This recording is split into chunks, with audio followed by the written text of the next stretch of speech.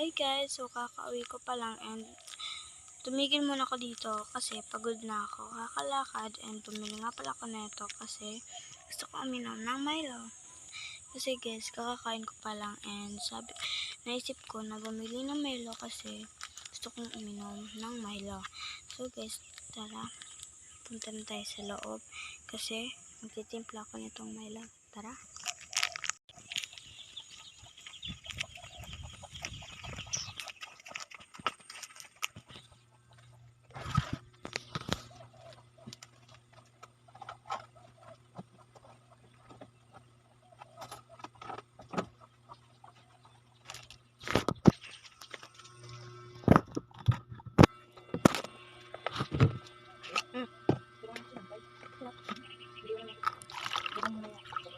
Magtimpla muna ako Milo.